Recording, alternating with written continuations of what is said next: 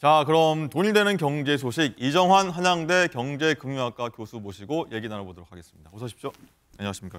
자, 교수님 금통위원들 연봉이 35억이다 좀 깜짝 놀랐는데 어쨌든 이 한국은행 국감에서 이 피벗이라고 하죠. 통화 정책 전환 시기를 두고 많은 질의가 보신 것처럼 쏟아졌는데 이창용 한국은행 총재가 금리 인하가 만병통치가 아니다 이렇게 밝혔는데 어떻게 보셨습니까? 일단 금통위원 합친 게 35억이고요. 개인 35억은 아니고 전체 35억이라고 보시면 될 것 같고 사실 금리 인하가 만병통치약이 아니다라는 얘기는 내수에 관련된 이야기라고 보시면 될 것 같습니다. 뭐 이창용 총재님이 이야기하신 거는 이제 물가 수준이 많이 올라왔다. 그 말은 어떤 거냐면 상대적으로 임금이 그만큼 오르지 않았다는 이야기를 좀 애둘러 이야기하신 거거든요. 그러니까 물가는 많이 올랐는데 임금이 안 오르면은 결국 내수가 위축될 수밖에 없는 상황들이고 이게 금리가 조금 떨어진다고 해서 이런 금리에 따라서 투자가 늘고 물론 소비가 약간 진작될 것 같긴 하지만 그 자체만으로는 어떻게 보자라면 내수 확장, 내수의 어떤 급반등을 기대하기는 쉽지 않다라는 그런 의견을 내보이고 있습니다. 그리고 사실 이제 지금 금리 수준이란 게 우리나라 적립금리 수준, 그러니까 장기적으로 봤을 때 한 평균적으로 한 2.0에서 뭐 2.5% 수준이라고 보고 있는데 그거보다는 또 높은 수준이기도 하거든요. 지금 3.25%인데 아무래도 이제 금리 수준이 높다고 하고 금리가 피벗이란 거는 금리가 높다가 이제 떨어진다라는 그런 기조라는 걸 보시면 될 것 같고 아직 우리가 어떻게 보면 실감하기에는 높은 수준이기 때문에 내수 반등을 당장 기대하기는 좀 어렵다는 말씀을 하신 걸로 뭐 저는 그렇게 해석을 하고 있습니다. 네, 말씀하신 것처럼 뭐 경제 성장과 내수 활성화를 위해서 기준금리 아니라가 아니라 여기까지 말씀하셨고 또 이 얘기도 했습니다. 교육제도, 뭐 자영업자 부채 등 구조적인 해결을 시급하다 이런 얘기까지 했는데 이건 또 어떤 내용일까요? 사실 이제 거의 모든 경제학자들한테 한국 경제의 가장 큰 문제가 뭐냐라고 하면은 고령화입니다. 고령화의 문제는 어떤 문제를 야기시키냐면 수요가 감축되거든요. 아무래도 이제 연세가 드시다 보면은 소비를 줄이게 되고요. 연금 소득에만 의지하다 보면은 또 소비를 추가적으로 줄일 수밖에 없는 상황들이고 젊은 분들이 아무래도 소비를 많이 하고 교육도 많이 하고 이렇기 때문에 수요가 준다는 얘기를 보실 수 있을 것 같고 복지 지출이 늘어난다. 복지 지출이 늘어난다는 거는 재정 적자가 날 가능성이 굉장히 높다라고 보시면 될 것 같습니다. 그 말은 어떤 거냐면 한국이 이제 수요가 위축되는 사회 그리고 이것에 따라서 경제 성장률이 저하되는 사회로 가고 있는데 다른 부분에서 효율성, 그러니까 경제적 분야에 있어서 수익성을 높게 내는 고부가 가치 산업 쪽으로 가지 않는다면 그리고 교육 분야 역시 고부가치를 창출하는 쪽으로 가지 않는다라고 하면은 한국 경제 성장률이 더 빠르게 침체될 가능성이 있고 정부의 재정 부담 역시 커지게 되면서 국채를 많이 발행하고 그런 흔히 말하는 국가적 위기 상황까지 발생할 수 있는 이런 큰 그림 하에서 이런 이야기를 하신 것이다. 결국은 구조가 중요하다는 것은 우리의 어떤 인구 문제가 핵심에 있고 이것을 대응하기 위해서는 효율적으로 수익성도 높이고 이러한 노력이 필요한데 이것이 지금 시스템을 내는 것들이 아니라 자영업자도 정리를 좀 하고 이런 다양한 개혁을 통해서 가는 게 아니냐 이런 의도로 해석을 하고 있습니다. 네, 어쨌든 종합적이고 장기적이고 입체적이고 다각도로 봐야지 해결할 수 있다 이런 말씀이셨던 것 같고 어쨌든 국민들이 통화 완화 정책을 조금 체감하려면 시간이 좀 걸릴 것 같다 이런 좀 지적들이 나옵니다.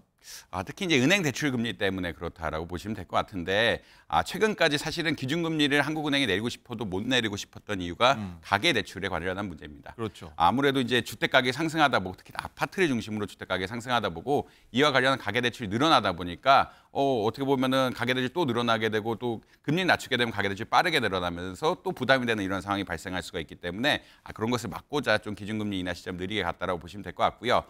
그렇기 때문에 이제 금융감독당국, 뭐 금감원이라든지 금융위원회라든지 이런 데서는 조금 관리를 하고 있다. 은행업권들에 대해서 총량 규제로 보통 이야기하는데 총량 얼마 이상은 늘리지 말라고 간접적으로 이제 가이드를 주고 있는 상황이기 때문에 은행 입장에서는 대출 금리를 낮추게 되면은 아무래도 대출이 많이 일어나게 되겠죠. 그런 것들은 금융감독원이나 금융위원회의 어떤 가이던스에 반하는 거고 혹시나 이런 것들을 반할 때는 문제점들이 발생할 수가 있기 때문에 굉장히 흔히 말해 정부 정책에 협조적으로 나오고 있다. 그리고 거시경제 관점에서도 그게 바람직하기 때문에 은행에서도 금리 낮추기가 쉽지는 않은 상황이다라고 아마 이해하시면 될 것 같습니다. 그래도 금리 인하가 지난주에 4년여 만에 일어나면서 이 부동산 시장을 어떻게 움직이고 있을까 이런 데 관심이 쏠리고 있는데 자 교수님 이 매물이 조금 쌓이고 있다 이런 통계가 좀 있는 것 같아요. 뭐 사실 이것에 대해서 해석은 여러 가지가 있는 것 같습니다. 어제 이창용 총장님 이야기하신 것처럼 어떻게 보면 그 집값이 단기간에 잡기는 어려운 것 같다라는 이슈가 있긴 한데 그렇겠죠. 한동 올해 거의 뭐 20, 30% 올랐다는 이야기는 많이 하거든요. 수도권을 중심으로 해서 20, 30%가 올랐기 때문에 좀 단기간에 조정이 있는 것이 아니냐라는 의견이 하나가 있고 아무래도 집을 살 사람들이 이제 기준금리 인하 전에 이제 미래를 예측하면서 샀다라는 의견들도 있고 네. 특히나 이제 9월에 DSR 규제 같은 것들이 강화됐는데 그 강화 전에 뭐 집을 산 효과가 이제 매물로서 좀 나타내는 것이 아니냐 이미 많이 샀기 때문에 네. 좀 이제 수요가 좀 줄어든 것이 아니냐라는 그런 의견들도 나오고 있습니다. 그래서 매물이 많다는 거는 매수자보다 매물이 많다는 이야기고 이런 것이 다양한 해석 결국은 어떻게 보자라면 가격이 좀 많이 올랐다 그리고 이제 살 사람들이 미리 샀다라는 그런 해석들도 가능하지만 아무래도 이제 이창용 총재님이 이야기하신 것처럼 좀 오래 봐야 된다. 이게 그 강남 아파트가 공급이 좀 부족한 것은 분명한 네. 사실이기 때문에 흔히 말해서 잠깐 미약한 반응에 의해서도 가격이 또 오를 그런 상황들이 발생할 수가 있거든요. 그렇기 때문에 주의 깊게 봐야 되는 것은 또 분명한 사실이다라고 보시면 될 것 네. 같습니다. 자, 부동산 얘기 나온 김에 어제 나온 통계를 좀 보니까 이 30대들이 연끌을 많이 했다 이런 얘기 많이 들었는데 30대는 이 뭐랄까요 주식에서 얻은 차익을 좀 투자한 것 같고 40대는 기존 주택을 팔고 뭐 상급지를 이동했다 이런 통계들이 나오는데 자, 금리 인하와 더불어서 이 30, 40대가 앞으로는 좀 어떻게 흘러갈지도 궁금합니다. 사실 그 2020년대 초에 굉장히 고생하신 분들이 있죠. 그 연끌을 안 해. 그러니까 2017년부터 주택 가격이 계속 올라가는데 막차 타신 분들까지 많습니다. 많습니다. 많으십니다. 왜냐하면 주택 가격이 오르게 되면은 내가 모든 주택 가격들이 오르기 때문에 내가 주거 환경을 올리기가 쉽지 않아. 내가 집을 가지고 있으면 그걸 팔아가지고 다른 주거 사다리를 타고 이동을 할 수가 있는데 집을 가지고 없다라고 하면 가지고 있지 않다라고 하면은 그 채널이 막히게 되거든요. 그런 것들 때문에 사실은 연끌에 대한 수요는 늘 있다. 그리고 그것을 한번 우리가 트라우마라고 뭐 좀 표현하기도 하는데 네. 2020년대 초에 한번 트라우마를 크게 겪었기 때문에 늘 연끌이 일어난 환경들은 조성이 돼 있고 강남 상급지에 대한 수요는 분명히 계속적으로 쌓이고 있다라고는 보시면 될 것 같습니다. 네. 어쨌든 이제 종합적으로 한번 좀 말씀 한번 드리면은 이제 다음 달 12월이죠. 이제 12월 마지막 금통위가 열리는데 여기서 뭐 0.5%포인트라고 하는 빅컷이 한 번 더 나올지 아니면 이 현재 그대로 뭐 동결이 이어질지 금리가 또 어떻게 될지 마지막으로 좀 진단 좀 예상 좀 부탁드립니다. 뭐 사실 이제 그 이번 금통이 열리기 전에 서베이를 많이 했습니다. 서베이를 하면 뭐 다른 교수님들끼리 또 얘기를 하고 이러는데 보통 전망이 그러니까 이번 단행한 것은 단행하고 네. 다음번에는 금리를 인하하지 않고 그냥 동결할 가능성이 굉장히 동결할 가능성이 굉장히 높다라는 그런 의견들이 많이 나왔는데 내수 침체의 엄중함이 분명히 있긴 하지만 아무래도 가계부채에 대한 우려가 계속 지속되고 있고 이런 불확실한 상황에서는 늘 주택 가격이 갑자기 급등하면서 또 기준금리 낮출 거라는 기대감들이 형성되면 또 주택에 대한 수요가 굉장히 빨리 늘어날 수도 있거든요. 그렇기 때문에 이제 흔히 말해 정책의 효과를 어느 정도 보고 내년에 아마 신중하게 한번 내리지 않을까. 빅컷의 가능성은 사실 거의 없는 거의 없다. 혹시나 내린다고 할지라도 이제 0.25%포인트를 내리는 거지. 또 물가가 지금 2.0% 소비자 물가지수 2.0% 정도로 나오고 있는데 그거 좀 낮게 나온다든지 뭐 이런 것에 해서 내린다고 하면은 0.25%포인트지 빅컷을 갈 가능성은 거의 없다라고 아마 이해하시면 될 것 같습니다. 알겠습니다. 경제 상황 말씀 감사드리고요. 오늘 돈이 되는 경제 소식 여기까지 듣도록 하겠습니다. 감사합니다.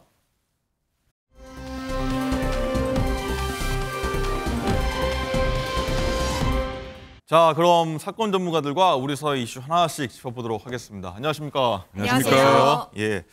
자, 보신 바와 같이 이 개그맨 이진호 씨가 동료 연예인들에게 돈을 빌려서 불법 도박으로 수십억 원에 이르는 빚을 지고 피해를 끼쳤다 이런 내용인데 장가 기자, 이 이진호 씨가 갑자기 인스타그램을 통해서 갑자기 불법 도박했다 이렇게 고백을 한 건데 이 갑자기 왜 그런 겁니까? 그러니까요. 어제 갑자기 자신의 SNS에 부끄러운 과거를 고백합니다라면서 장문의 글을 올렸습니다. 왜 뜬금없이 부끄러운 과거를 고백하는 거지 하고 봤더니 내용이 이렇습니다. 2020년 인터넷 불법 도박 사이트에서 게임을 시작했고 또 감당하기 힘든 빚을 떠안았다. 많은 지인들에게 큰 돈을 빌렸고 자신에게 남겨진 채무는 무슨 일이 있어도 변제할 것이다. 그런데 큰 돈을 빌린 게 연예계에 나오고 있는 얘기로는 지인에게 빌린 게 13억, 네. 지인에게 빌린 게 10억이고 대부업체에서 13억을 빌려서 총 23억 원의 빚이 있다 이런 기사가 났습니다. 네. 자, 그런데요. 이진호 씨는 지난 6월에 또 사기 혐의로 피소당한 사실이 뒤늦게 알려지고 있습니다. 일반인에게 수천만 원을 빌린 뒤에 갚지 않은 혐의인데요. 다만 이진호 씨가 이렇게 지금 피소를 당한 후에 채무를 변제를 했고 네. 또 지난 9월 피해자가 고소를 취하하면서 경찰이 해당 사건을 불송치했습니다. 그런데요. 또 사실 어제 이진호 씨가 이 글을 올린 게 오전이었는데 네. 이진호 씨는 이 넷플릭스에서 방영될 예정인 한 프로그램 제작 발표에 이 시간에 참여를 했어야 했는데 불참을 선언하고 이 글을 올린 거였습니다. 그래서 왜 하필 이 시점에 부끄러운 과거를 고백한다라고 한 건지 이 부분에 대해서도 지금 많은 해석이 나오고 있는 상황입니다. 네, 다른 이유도 있을 테고 뭐 프로그램에 뭐 해를 끼치면 안 되겠다 이런 다각도로 좀 고민이 있었을 것 같은데, 자 이건 변호사님, 이진호 씨가 돈을 빌린 연예인 보니까 말씀드린 것처럼 방송인 이수근 씨부터 BTS 지민 씨도 있고 뭐 가수 영탁 씨한테 빌렸는데 일단 또 갚았다고 하고요. 일단 돈 빌릴 때 부모님이 관련해서 좀 급하다, 돈을 빌려달래다 이런 핑계를 댔다고 하더라고요. 네, 이진호 씨가 동료 연예인들에게 여러 가지 핑계를 대면서 돈을 빌렸다고 합니다. 부모님 때문에 돈이 필요하다고도 얘기를 했고요. 세금을 납부해야 되기 때문에 돈이 필요해서 돈 좀 빌려달라 여러 가지 핑계를 댔습니다. 말씀 주셨듯이 BTS 지민한테는 차용증을 받고 1억 원이나 빌렸다라고 하고요. 그 외에도 여러 예능 프로그램에 출연해서 친분이 있던 방송인 이수근 씨뿐만 아니라 가수 하성운 등에게도 돈을 빌렸다라고 합니다. 그냥 친했나 봅니다. 1억 네. 억대를 빌려주고. 그러니까요. 그리고 아까 보셨던 거와 같이 BTS 지민 같은 경우에는 못 갚을 거라는 걸 뭔가 예감이라도 한 듯이 10년 안에만 갚으세요라는 말을 하고 차용증을 써주고 또 빌려줬다고 하니까요. 피해자들이 앞으로 좀 더 늘어나게 될지 지켜봐야 될 것 같습니다. 네. 자, 이용혁 교수님, 네. 뭐 연예인 불법 도박이 잊을만 하면 나오고 잊을만 하면 나오는데 이 이진호 씨가 출연하던 프로그램이죠. 아까 넷플릭스 얘기 잠깐 했지만요. 뭐 프로그램 입장에서는 빨리 이 하차를 시키든 프로그램에 뭐 해가 가면 안 되겠습니까? 이 손절 움직임 보이고 있는 것 같아요. 네, 뭐 그런 것 같습니다. 예능 프로그램 같은 경우는 결국은 웃음을 줘야 되는데 사실상 곧 피의자 신분이 될 가능성도 큰 것이고 또 피고인이 이렇게 재미있는 얘기를 하는 걸 과연 재미있게 받아들일 수 있겠느냐라고 하는 이제 문제가 분명히 있죠. 네. 그래서 지금 그 유명한 그 예능 프로그램에서는 그 편집을 지금 최대한 해서 그거를 이제 줄이려고 하는 양을 이제 그런 시도가 있는 것 같고요. 그런데 또 그 코미디 중심의 그 프로그램에서는 직접 사실상 이 등장을 해야 되는 구조적 한계가 있어서 그러니까 한 명만 보여줄 수 없는 네, 거예요. 두 명이 나오니까. 그것은 상당히 지금 난감한 상황이 아닌가 생각이 되고요. 더군다나 이 공적 인물은 아니지만 일정한 상징성을 띠고 있는 홍보대사 역할을 지금 화성시에서 하고 있는 것으로 또 알려져 있습니다. 그 고향이 그 화성이기 때문에 네. 그러면 화성시에서 여러 가지 그 행사, 축제 등에 있어서 이러한 피의자, 피고인이 될 사람이 등장하는 것도 상당히 무리가 있고 네. 적절치 않기 때문에 화성시 그 조례에 의하면 이런 그 홍보대사가 품위 유지 의무를 해야 했을 때 네. 해촉할 수 있는 조항이 있기 때문에 지금 그 홍보대사의 해촉을 지금 전격적으로 이제 검토하고 있는 것 같은데요. 그걸 요약하게 되면 브랜드 이미지 자체가 이 예능 방송이든 기관이든 상당히 그 해야하기 때문에 뭐 여러 가지 그 형태에서 앞으로의 그 활동 자체는 상당한 부분에 제약이 있지 않을까 예상해 봅니다. 네.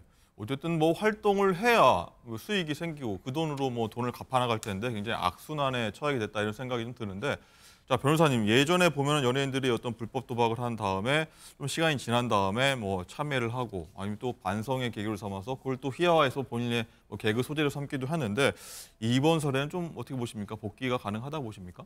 지난 사례를 봤을 때 몇 년 뒤에 복귀하지 않을까라는 생각이 조심스럽게 듭니다. 그 이유가 2013년도에도요. 굉장히 유명 개그맨이죠. 김용만 씨가 2013년 3월에 불법 스포츠 게임, 도박 게임을 해서 이제 집행유예 판결을 받은 그런 네, 기억이 예가 나네요. 있었습니다. 그래서 그 사건을 이제 계속 수사를 하다가 이 도박 사이트의 운영자부터 시작해서 직원들을 수사하다가 결국 굉장히 많은 연예인들이 이 불법 스포츠 도박에 연루됐다는 사실이 밝혀졌었는데요.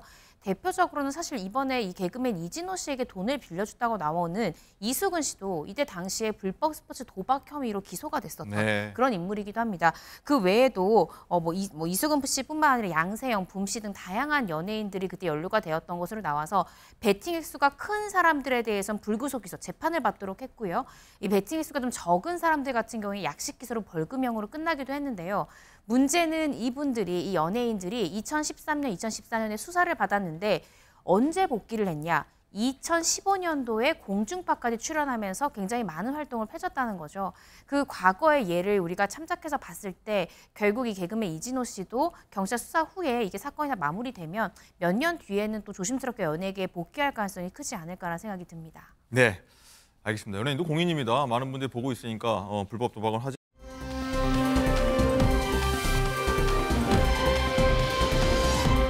자, 다음 사건 보겠습니다.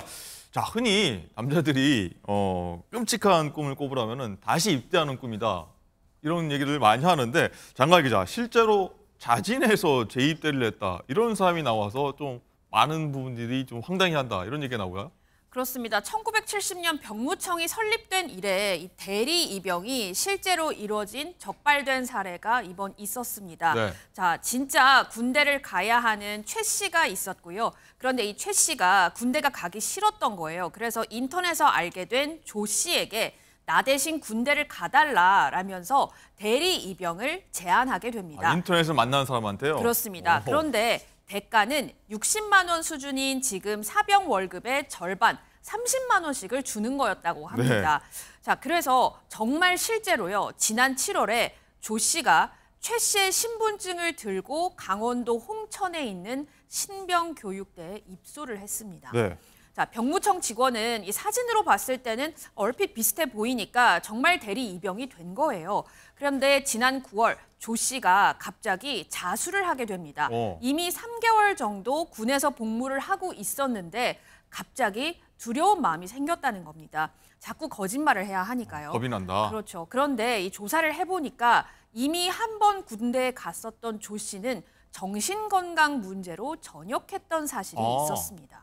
조기 전역을 했다가 자 30만 원 받고 다시 군 입대를 했다. 뭐 이런 얘기인 것 같은데 자 뉴스 보면 이 병역 면제를 하려고 안간힘 쓰는 사람 봤어도 이 30만 원 때문에 다시 군대를 간다는 처음 보는데 자 변호사님 이 30만 원 때문에 다시 가겠다. 뭐 이런 순전히 이런 의도였나요?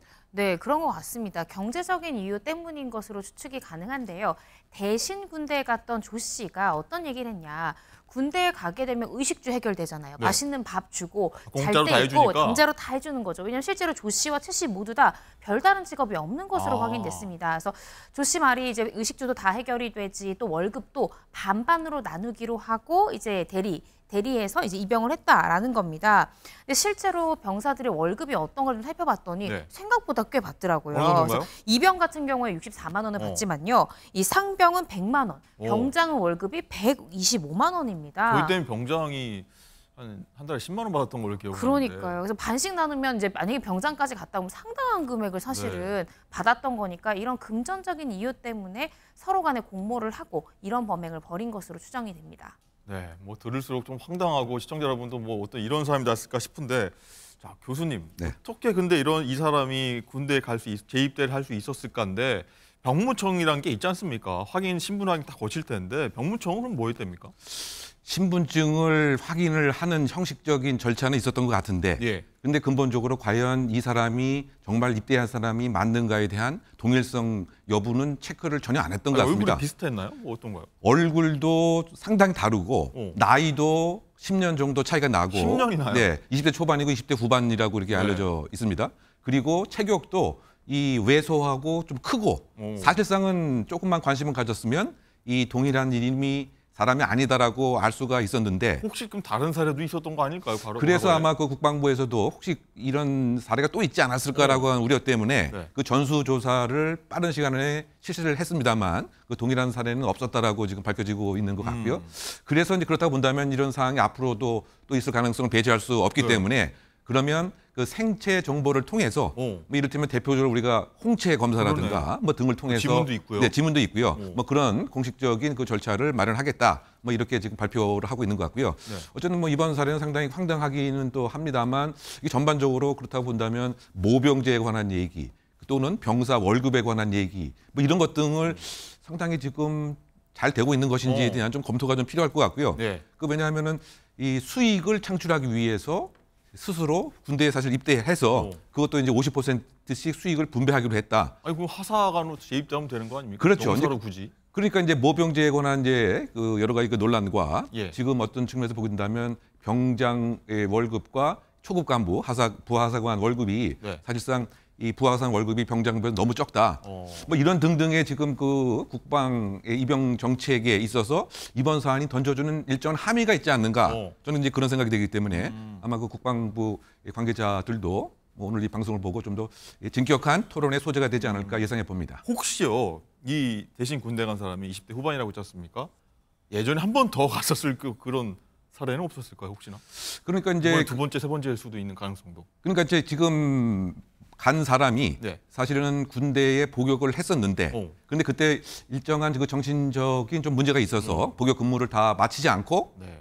사실 이 일을 한 거죠. 그러니까 본인의 입장에서는 한번 그 병역 문화도 경험을 했고 이른바 좀 표현이 좀 그렇습니다. 노하우도 좀 알고 있기 때문에 노하우를 이 군대 생활을 다시 한번 하면서 이 월급을 이게 나눠서 가지겠다에 네. 순순히 이제 동의를 한 것이 아닌가 생각이 되는데 상당히 조금 황당하지만 또 여러 가지 좀 함의점도 있는 것이 아닌가 이렇게 네. 개인적으로 평가합니다. 그렇군요.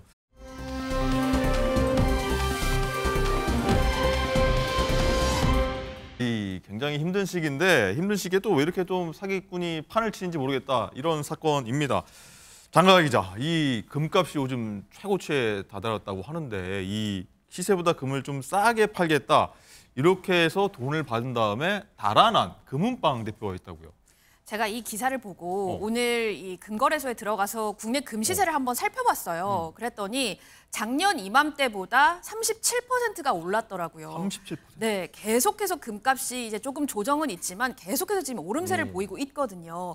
자, 이러다 보니까 한 금은방 대표 30대 A씨가 올 초부터 온라인 중고거래 사이트에 시세보다 제가 10%에서 20% 저렴하게 이 골드바를 팔겠습니다라고 이 광고를 올린 거예요. 네. 그러니까 당연히 10%에서 20%나 싸게 판다고 그럼 당장 사야지라는 차익 마음이 남길 수 있으니까. 그렇죠. 그러니까 피해자들이 또 구매 대금을 입금을 하면 지금 대기가 많아서 4주에서 6주 정도 기다리시면 제가 골드바를 배달을 해드리겠습니다. 배송을 해드리겠습니다라고 했던 거예요. 네. 그래서 잠적을 했습니다. 이렇게 한 사례가 지금 한 10여 명으로부터 총 10억 원 정도 가로챈 10억이나요? 것으로 나타나고 있는데 이 금은방 사장에 대해서 전국에서 지금 고소장이 접수가 되고 있는 상황이라고 합니다. 자, 현재 어떤 상태인지 피해자들의 목소리 한번 들어보시죠.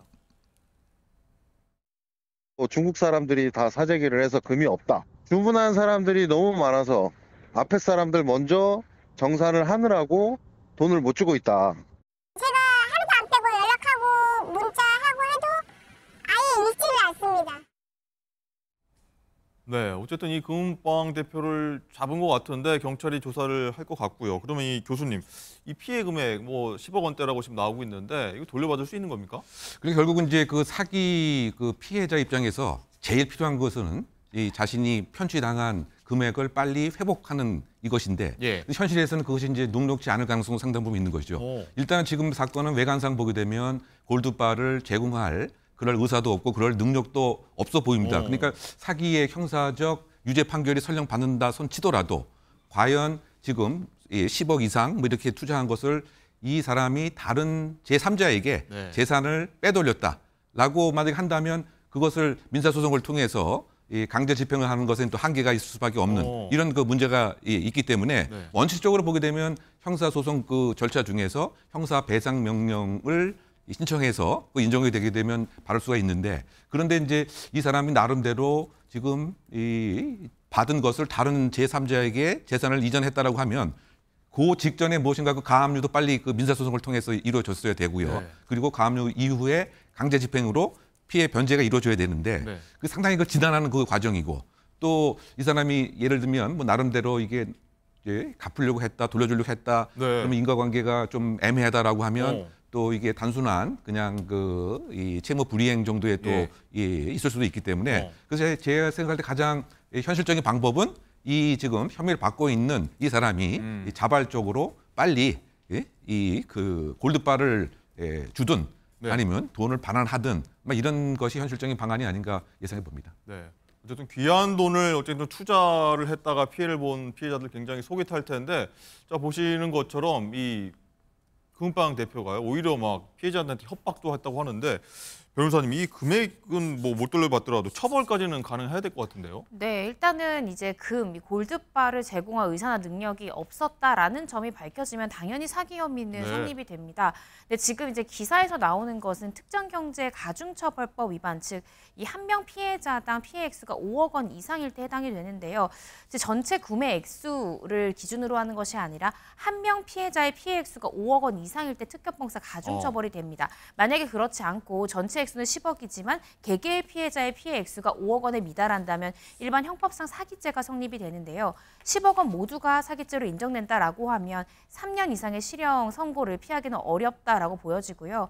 교수님 말씀 주신 대로 이게 실형을 사는 것도 사는 거지만 피해자 입장에서 돈을 돌려받든 금을 받든 해야 되는 거잖아요. 이건 결국 나중에 민사소송까지 가야 된다는 점에서 피해자분들 정말 애가 많이 타실 것 같습니다. 네, 뭐 힘든 시기일 때 더 좀 돕고 해야 되는데 더 사기치는 모습 굉장히 안타깝고요. 좀 개선돼야 될 것 같습니다. 자, 오늘 말씀 여기까지 듣겠습니다. 고맙습니다.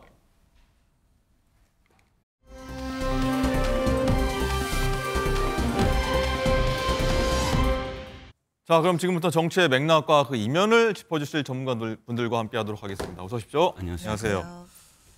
자, 보신 대로요. 이 국민의 한동훈 대표가 어제 대통령실 인적 쇄신론을 재차 제기하면서 김 여사 측근들을 이른바 한남동 라인을라고 좀 얘기하면서 정조준했습니다. 자, 이종호 실장님, 이 여기에 대해서 대통령실도 그동안 좀 묵묵해 부담도 침묵을 좀 해왔는데 네.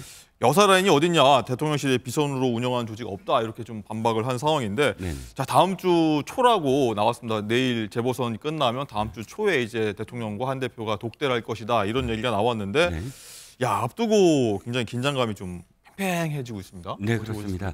일단 그렇다고 하더라도 독대는 이뤄질 것 같습니다. 양쪽 다 지금의 상황이 그렇게 여당 대표와 대통령이 직접 만나서 풀지 않으면 안 될 그런 정국이 완전히 꼬여있는 어떤 상황이기 때문에 만날 것 같고요. 두 번째는 대통령실이 지금 이렇게 맞대응을 한다고 하더라도 사실 한동훈 대표가 혼자서 이 얘기를 갑작스럽게 꺼낸 게 아니라 이 직전에 선임 행정관이었던 김대남이라는 사람이 갑작스럽게 오마이뉴스와 인터뷰를 하고 지난 4월에 그 녹취록에서 나온 얘기거든요. 뭐 십상시 운운하면서 뭐 김건희 여사가 40대의 주로 행정관을 맡고 있는 그런 사람들을 쥐락펴락하고 있다. 여기서부터 사실은 불거진 문제이고 또 사실 불거졌다기보다는 그 이전부터 좀 잠복한, 그러니까 몇몇 사람들이 지목이 되면서 김건희 여사와 가깝고, 근데 이 사람들이 아까 신지호 부총장 말씀처럼 자신의 직무 범위를 넘어서 뭐 예를 들어서 의전을 담당하고 있는 사람이 갑자기 홍보의 영역으로 들어가서 기자들에게 전화를 걸어서 관계자 발로 어떤 정보를 이야기한다든지 이런 식의 행태가 은연중에 굉장히 많이 퍼져 있었거든요. 그렇기 때문에 한동훈 대표의 이 지적은 그런 그 많은 어떤 상황들이 중첩돼서 이제는 더 이상 이거를 좌시할 수 없다라는 여당의 절박한 어떤 마음을 전달한 과정이기 때문에 아마도 뭐 지금 좀 기분은 나쁘겠지만 대통령실도 이 문제를 독대에서 어떻게 풀 것이냐에 대한 고민을 하고 있는 것으로 보입니다. 지금 쭉 조금 전에 화면 나왔지만 이 한동훈 대표의 발언 수위가 굉장히 김 여사를 향한 발언 수위가 굉장히 세졌고요. 좀 보시는 것처럼요. 하필 왜 이 시점에서 계속해서 수위를 끌어올리냐에 대한 궁금증이 있습니다. 내일 재보선도 있고 뭐 당정의 지지율이 계속 떨어지고 있는 문제도 있고 한동훈 대표 입장에서는 차별화를 통해서 이 난국을 좀 돌파하겠다 이런 생각이 좀 있는 것 같은데 장윤주 부위원장님 이 상황 어떻게 보십니까? 이 시점의 상황. 그렇죠. 이제 말씀 주신 것처럼 뭐 이종호 실장님이 설명을 잘 해주셨는데요. 지금 대통령실 입장에서는 악재가 겹치고 있는 상황입니다. 그런 상황에서 한동훈 대표도 발언의 수위가 굉장히 높아지고 있는 것인데 사실상 뭐 사과 정도의 이야기가 아니라 뭐 국민이 납득할 만한 뭐 기소 여부에 대해서도 그런 이야기도 했고요. 지금 김건희 여사에 대해서 공적 지위가 없기 때문에 그런 분의 라인이 있어서는 안 된다라는 얘기까지 나왔습니다. 사실 뭐 김건희 여사의 라인이 있다라는 말은 공공연하게 그동안 나왔었지만 한동훈 대표가 이것을 직접 거론한 것은 상당한 의미가 있다라고 볼 수밖에 없고요. 대통령실 고위 관계자도 지금 뭐 대통령실에 어떻게 김건희 여사 라인이 있겠냐, 뭐 대통령 라인밖에 없다, 인사권자는 대통령이다 이런 이야기를 하고는 있지만 사실 너무 당연한 이야기들, 당연히 김건희 여사의 라인이 대통령실에 존재해서 안 된다라고 한다는 당연한 이야기를 또 설명해야만 하는 이런 현실이 어쩌면 아이러니하다라고 말씀드리겠습니다. 따라서 독대가 다음 주에 이루어질 수는 있겠지만 저는 독대 성사 여부도 사실은 이제 불확실해진 거라고 보이고요. 그리고 이루어져도 형식적일 수밖에 없다고 생각합니다. 왜냐하면 대통령실 입장에서는 지금 독대를 한다라고 한다면 한동훈 대표의 발언 수도 굉장히 높아지고 대통령실에 악재가 쌓여지는 중에 어쩌면 떠밀리듯이 자칫하면 어쩔 수 없이 독대를 하는 것처럼 보일 수 있기 때문에요. 그런 부분은 굉장히 부담될 수 있기 때문에 독대를 어느 시점에 어떻게 할 것인가 이 부분도 대통령실은 자체적으로 고민할 것으로 보입니다. 네, 자 그리고 이종근 실장님. 네.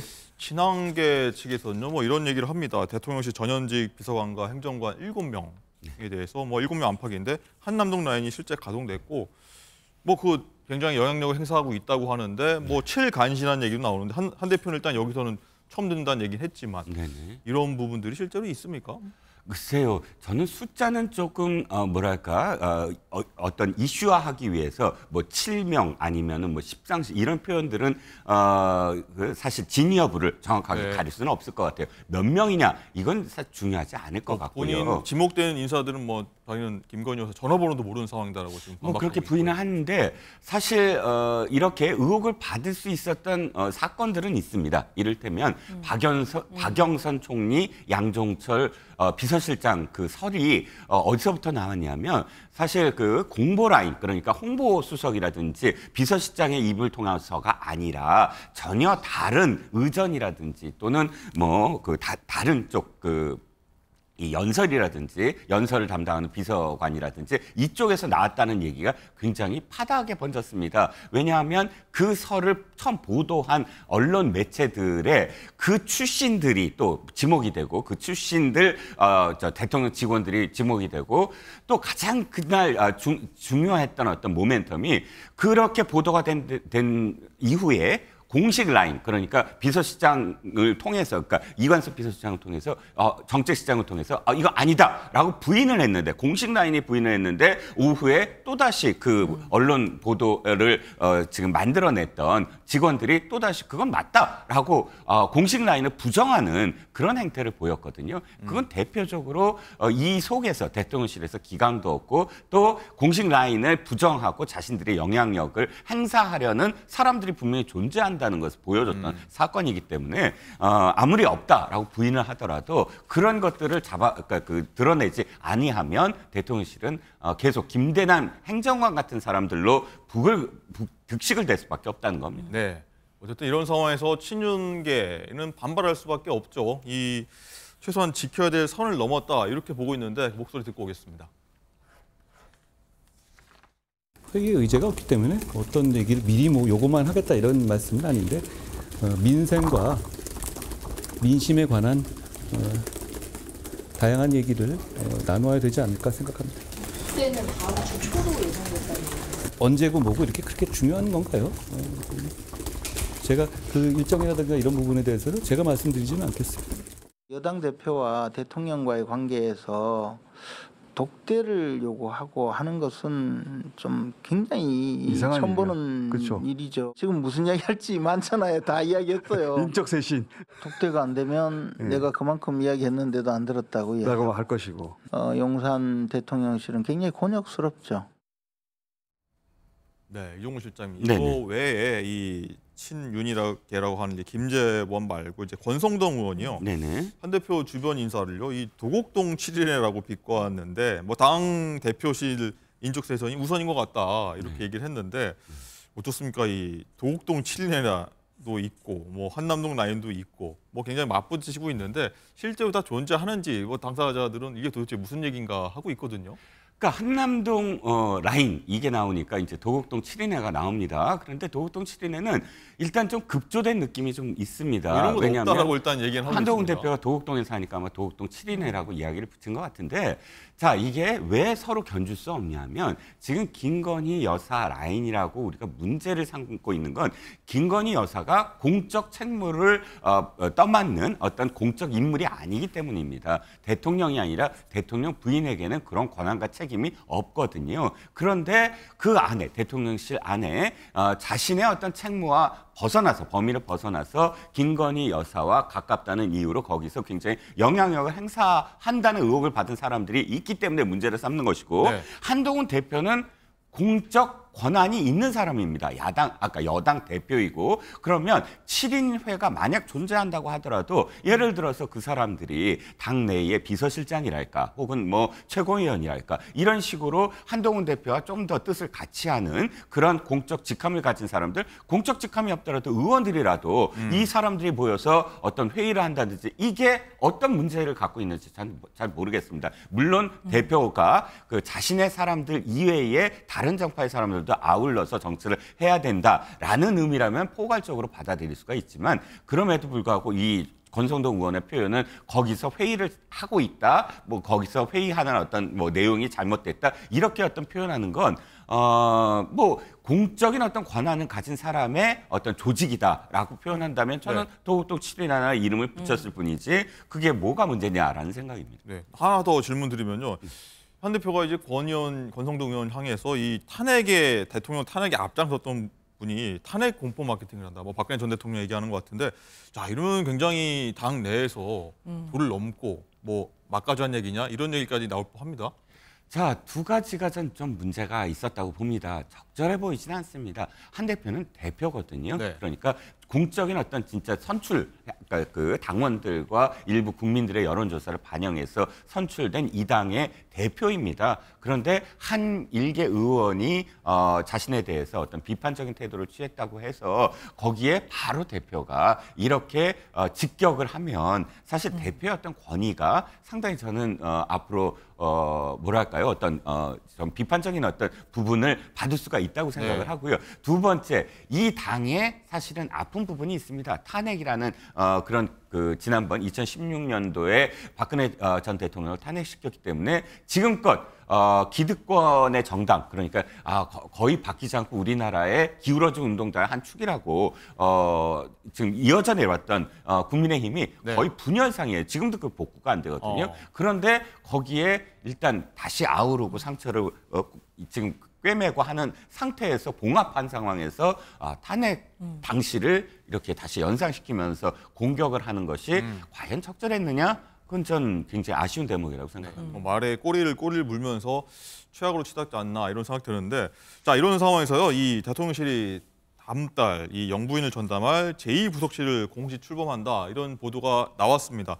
자 장윤주 부위원장님 네. 이 제2부속실 같은 경우는 한 대표가 뭐 언제 5월이었나요? 4월이었나요? 그때 한번 제안을 한 바 있는데 일단 대통령실에서 뭐 수용 여부를 떠나서 결정을 한 건데 자 이렇게 되면은 이 김여사 리스크들 뭐 많이 나오고 있다고 보도가 되고 있는데 좀 잦아들 수 있겠습니까? 제2부속실 설치에 따라? 글쎄요. 국민들 보시기에는 늦어도 너무 늦은 것 같다라는 생각은 듭니다. 물론 제2부속실을 설치하지 않는 것보다는 하는 것이 앞으로의 리스크를 예방할 수 있다라는 차원에서는 바람직한 방향이라고 생각합니다. 야당도 계속해서 제2부속실을 설치해서 김건희 여사에 대한 일정을 관리해야 되는 것 아니겠느냐라는 이야기들을 했었거든요. 네. 그러나 그 시기가 정말 너무 늦은 것 같습니다. 제2부속실 설치 검토하겠다라는 이야기가 나온 지가 언제인데 이제야 뭐 다음 달에 설치가 된다라고 하니까요. 국민들 보시기에는 너무 늦었다라는 생각 드실 것 같고 또 한 가지는 제2부속실의 설치는 앞으로의 김건희 여사의 일정을 관리한다든지 그리고 김건희 여사의 어떤 그런 뭐 업무라든지 이런 부분들을 관리할 수 있는 부분인 것이지 지금 현재까지 불거진 김건희 여사의 모든 리스크 자체가 제2부속실 설치로 없어지는 것은 아닙니다. 그러니까 예전에 있었던 그리고 지금 현재도 진행 중인 김건희 여사를 둘러싼 각종 리스크들 특히 수사를 받아야 된다라고 하는 뭐 주가 조작 사건이라든지 이런 부분에 대해서만큼은 제대로 수사가 이루어지고 국민 눈높이에 맞는 진상조사가 있어야 되는 것이고 제2부속실 설치로는 앞으로 있을 김건희 여사와 관련된 잡음들은 조금 줄어들 수 있는 그런 가능성은 있어 보입니다. 네, 어쨌든 제2부속실이 대통령 집무실과는 다른 층에 지금 설치되고 있다, 공사 중이다 이런 얘기가 나오는데 한번 쭉 지켜보도록 하겠고요.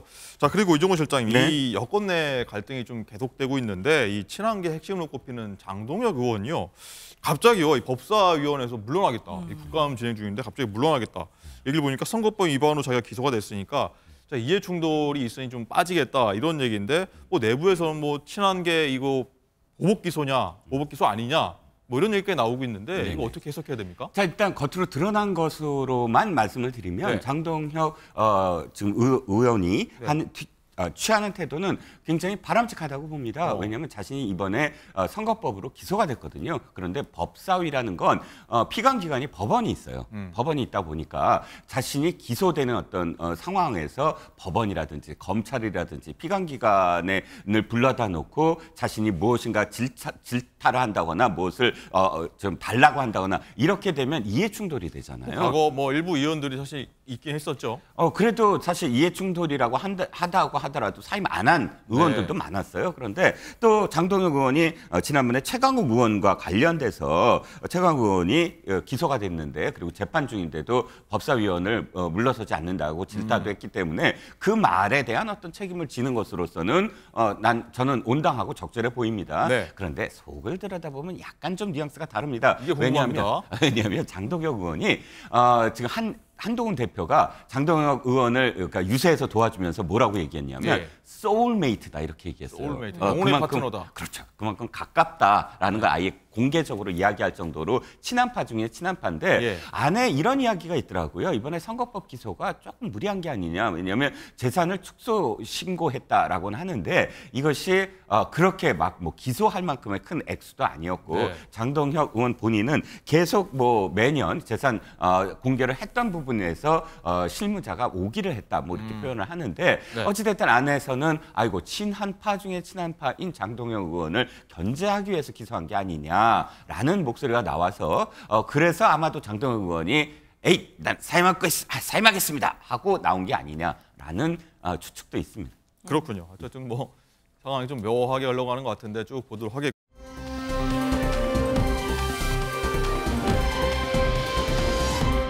자, 바로 이 얘기로 넘어가도록 하겠습니다. 이 김건희 여사 공천 개입의 핵심 인물 명태균 씨가 어제 쏟아낸 말들로 정치권이 계속 시끄럽습니다. 이 명 씨가 이 김재원 최고위원은 묶인 개다 뭐 등등 얘기를 했는데 오늘 또 김재원 최고위원이 이렇게 좀 맞받으셨습니다. 듣고 오겠습니다.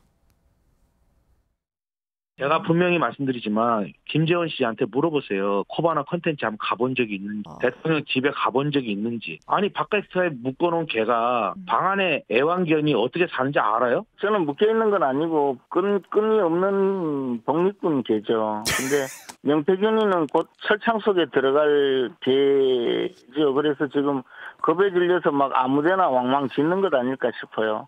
빨리 철창에 보내야 돼요. 허풍도 많이 있을 거고, 아예 뭐 허위 사실도 있을 거고, 또 일부는 뭐 사실도 있겠죠. 자, 장현주 부위원장님, 뭐 개 얘기가 갑자기 많이 오가고 있는데 독립군견이다, 뭐 철창에 들어갈 개다, 뭐 겁이 나서 짖는다, 뭐 이상한 말들이 많이 오가는데 뭐 어느 말 누가 말이 맞습니까?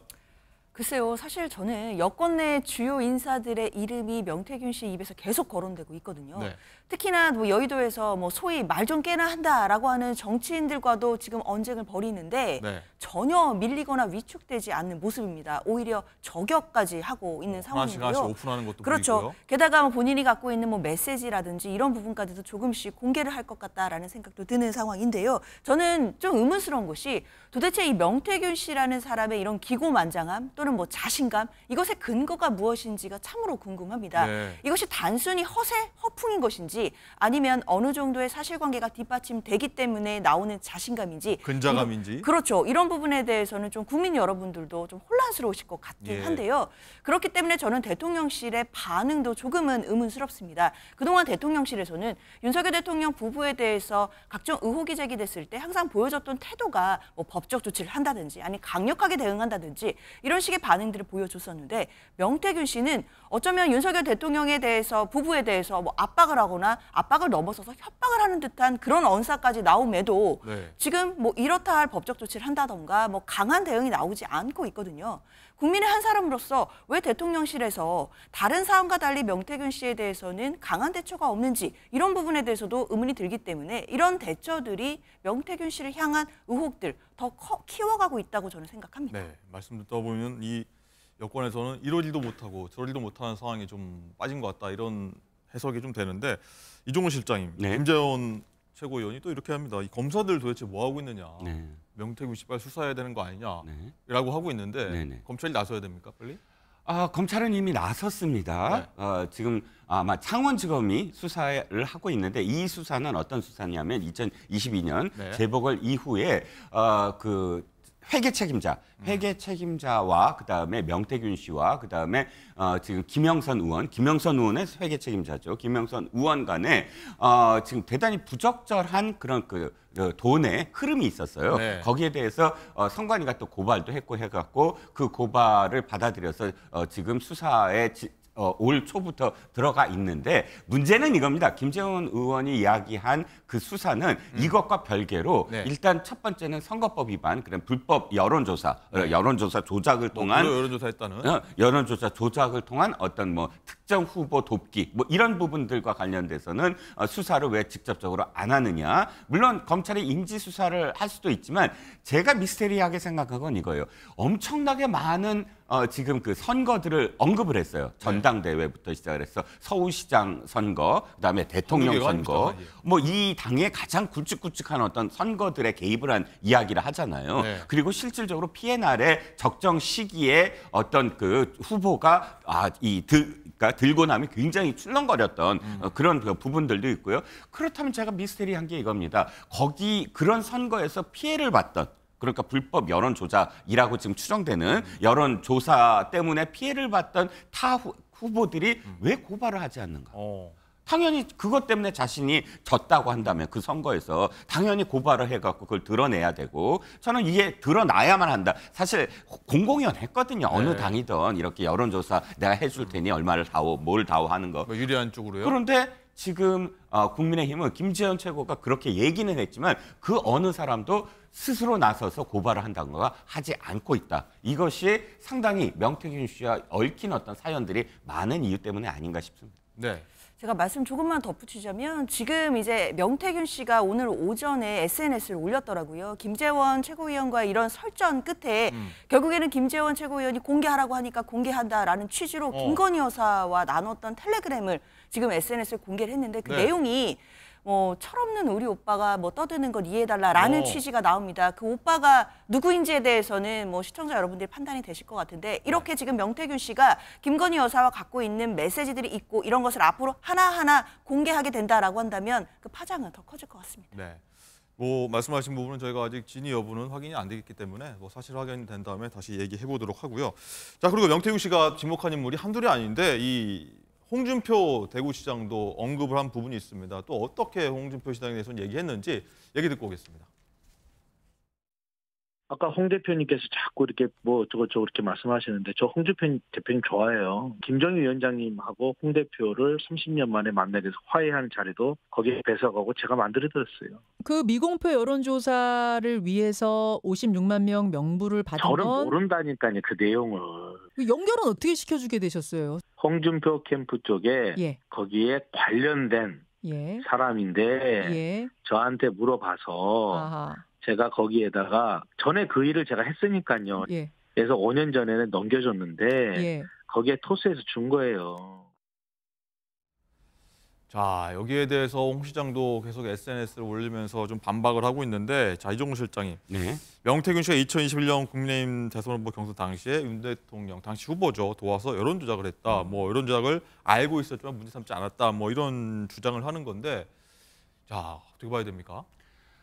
저는 이제 홍준표 시장과 명태균 씨 사이의 문제도 굉장히 큰 문제다라고 생각을 해요. 이게 지금 57만 명의 명부를 받았다. 물론 이제 부인을 합니다. 그리고 양쪽 다 부인을 하지만 명부를 받았다. 그러면 어떻게 하냐면 이걸 작업을 합니다. 그러니까 마사지라고 표현되는 건 여론조사가 나왔을 때 그것을 가중치를 어떻게 두느냐에 따라서 결과가 약간씩 달라지잖아요. 그런데 그 단계가 아니라 57만 명의 명부를 받고 그다음에 샘플링을 해서 그 특정 전화번호에 있는 사람이 어떤 성향이다라는 걸 추출을 한 다음에 자신이 원하는 어떤 방향이 그 군에 그러니까 원하는 방향대로 대답을 한 사람을 주로 전화를 해서 그 대답을 얻어내는 거거든요. 아예 약간 지지율이 좀 더 올라갈 수 있게. 그렇죠. 그러니까 원하는 쪽으로 그 지지군들 내는 찬성 반대군들을 다 형성하고 그 결과치를 아니까요. 그렇다면 이 여론조사는 처음부터 사실은 그러니까 마지막 단계 처음부터 조작됐다라고 표현할 수밖에 없고 네. 그러니까 지금 명태균 씨도 그 부분과 관련해서는 자기가 선을 긋고 있잖아요. 아니 5년 전에 넘겨줬다. 5년 전이든 4년 전이든 넘겨줬다라는 표현은 맞고요. 그다음에 아마도 피해 날로 추정되는데 그 여론조사 기간은 나랑 상관이 없다. 그때는 넘겨줬다. 이렇게 표현하는 건 일단은 관련이 전혀 없진 않다라는 것이고요. 네. 그래서 이것도 상당히 굉장히 큰 파장이고 물론 이건 진짜 엄중하게 밝혀내야 된다라고 생각을 합니다. 네. 자, 그리고 아마 이 부분도 기억하실 겁니다. 이 2020년 대선 당시에 국민의힘 후보였던 윤 대통령과 김종인 전 비대위원장 간의 결별 원인이었던 뭐 이 얘기입니다. 후보는 연기만 해달라. 이 발언이 명태균 씨 본인이 얘기했던 거다. 이런 얘기도 했는데 듣고 한번 판단해 보겠습니다. 우리 김종인 위원장이 11월 3일 날 연기나 잘해라. 그거 원래 제가 한 말이거든요. 후보도 태도를 바꿔서 우리가 해준 대로만 연기만 좀 해달라 이렇게 부탁을 했습니다. 윤석열 대통령은 국민의힘에 들어올 생각이 저를 만날 때 제로였습니다. 제로. 그래서 제가 얘기한 게 투자자 배급사가 뭐냐. 국민의힘. 네. 감독이 누구냐. 김종인. 연출은 누구냐. 이준석. 시나리오는 내가 짜줄게. 후보는 연기나 잘하시면 됩니다. 이거였어요. 자, 장윤주 부위원장님. 네. 이 말만 들으면 이 한국 정치, 최근에 몇 년 동안의 한국 정치는 명태균 씨가 다 만든 것 같다. 킹메이커다. 이렇게도 볼 수 있을 것 같아요. 그렇죠. 지금 명태균 씨의 말이 정말 다 사실이라면 뭐 이런 유능한 킹메이커가 다시는 없을 정도로 정말 굵직굵직한 모든 정치적인 이슈에서 본인이 역할을 했다라는 것인데요. 네. 사실상 이 말을 어디까지 믿어야 될지 이런 부분들은 사실 저도 좀 의문스럽기는 합니다. 그러나 이제 중요한 것은 명태균 씨가 뭐 이런 이야기들뿐만 아니라 객관적으로 가지고 있을 자료가 어느 정도까지 있느냐 이거든요. 아마 그렇기 때문에 여권에서도 이런 부분에 대해서 조금은 좀 혼란스러워하는 것 같은데 사실 이런 부분들이 이런 혼란을 빨리 잠재우기 위해서는 저는 검찰이 신속하게 수사를 하고 엄정하게 진상을 조사하는 것 이것이 가장 중요하다고 생각하고요. 그래야만 여권 내에서도 그리고 정치권에서 불고 있는 혼란도 빨리 잦아들 수 있다고 생각합니다.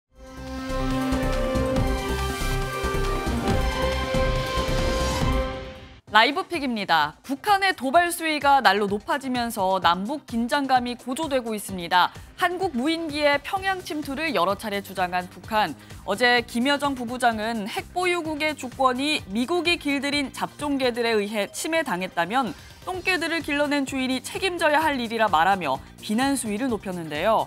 핵 보유국인 북한의 주권을 한국이 침범했다며 미국을 주인, 한국을 똥개와 잡종개에 빗댄 겁니다.